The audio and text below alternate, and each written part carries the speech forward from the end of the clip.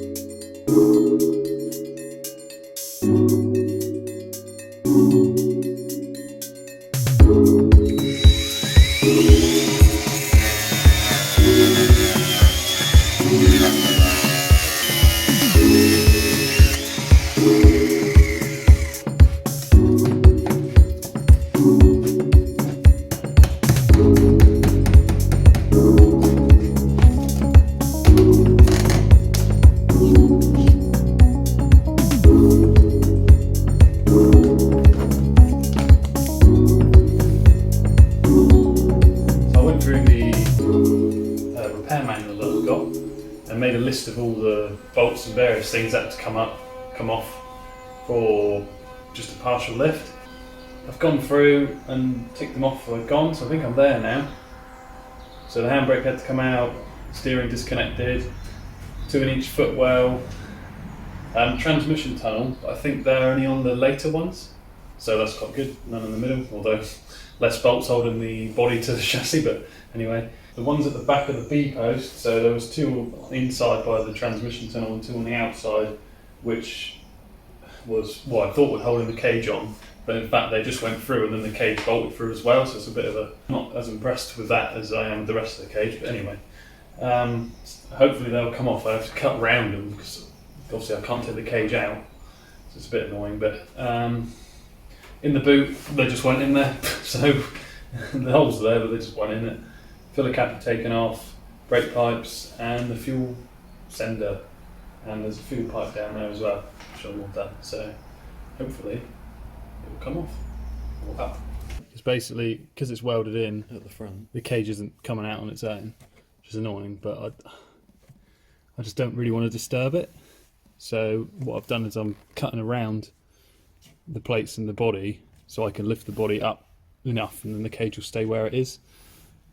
But I just can't get to obviously behind here, so what my idea is to just bend down these plates so I can get the grinder in and just zip along there, and then hopefully that'll be alright. I just noticed while I was bending this back that whoever wired this up put the wires like through where the body joins, it mounts onto the chassis here. So it like mounts on here and bolt through there and there, and they've put the wires like for the fuel pump through it. So I mean, no wonder it didn't start when we were turning it over. Oh, that's just snapped as I literally just pulled it. So yeah, good job.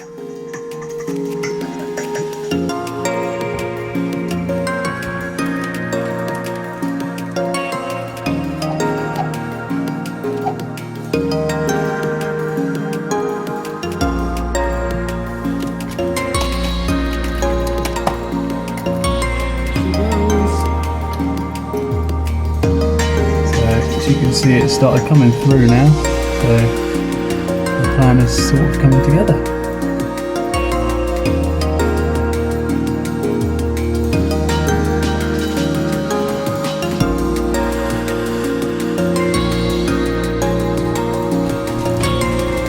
We got movement!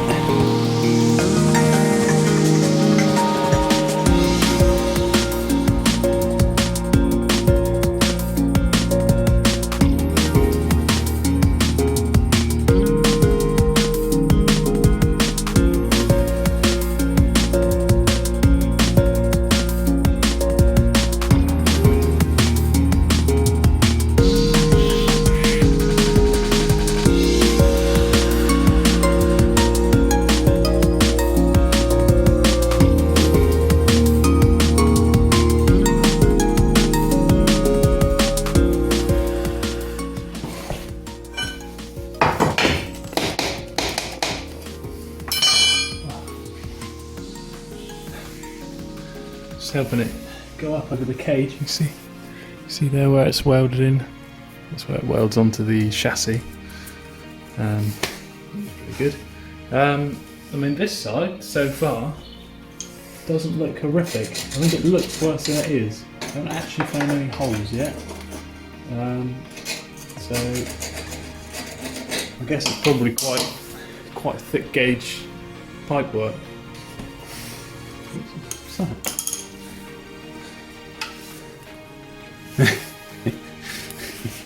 It's an old tap, and I would guess that it's probably from the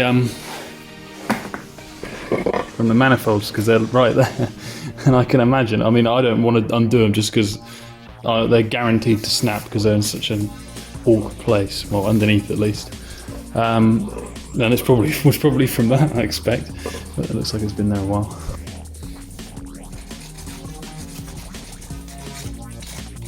Now that the body's been partially lifted, you can see all the outriggers here, which is where it started to go. I was worried that on the top here was going to be worse than the sides because all the stuff would have collected, but my theory's true about the car. That hasn't actually been on the road, so this must have just been from the water dripping down the side of the car and just trickling down, I guess. I honestly don't know, but I mean, so far, looking at all the chassis all the way along, it doesn't look horrendous. I mean that's sort of, you know, touch wood. I don't want to eat my own words, but yeah, I mean, I think it looks worse than it is. We'll see. I'm going to wire brush it all back, but you know, it is shiny metal underneath. When you scratch it off, I'm pretty happy so far. But I mean, when I got the car, I thought, well, I'll just have to do the whole outriggers, but you know, I might just get away with more of a sort of wire brush and clean up. The middle's not so bad. Focus in, please. The middle's not so bad.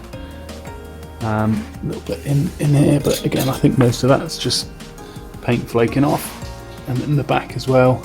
That's the seatbelt mount, but I don't think that's horrific.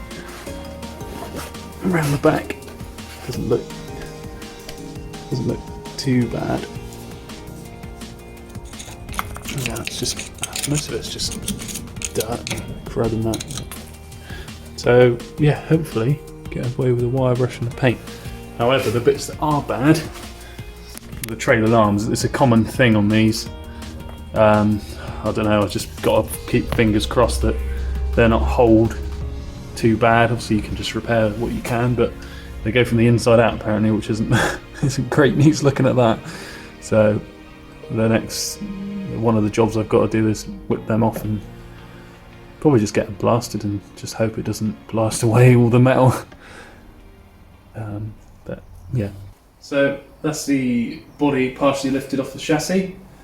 Went reasonably well, but it's something that I was dreading, to be honest. I thought it was going to be a nightmare. I mean, it wasn't brilliant, having to cut round the pads from the cage, but you know, it's lifted now, and I'm pleasantly surprised at the outriggers.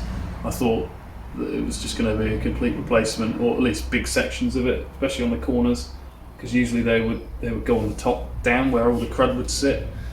But I got away with this one, I think. And the chassis is pretty good. I got this chassis and shell for the car, as the one that was in the original one was just too far gone. I mean, the outriggers, you could crush them with your hand. That's how bad they were. I mean, and looking at the sort of gauge of this stuff, it's pretty heavy duty. Yeah, I'm glad that's the chassis is all good. And yeah, the next time it will be get the wire brushes out, clean all the rust off, and then treat it all and paint it, and then put the body back down. And I can move on to fun stuff like getting the engine going, maybe suspension, brakes, all the good stuff. Thanks for watching. If you enjoyed the video, please subscribe to us and give the video a like, and check us out on our socials at The Rust Room.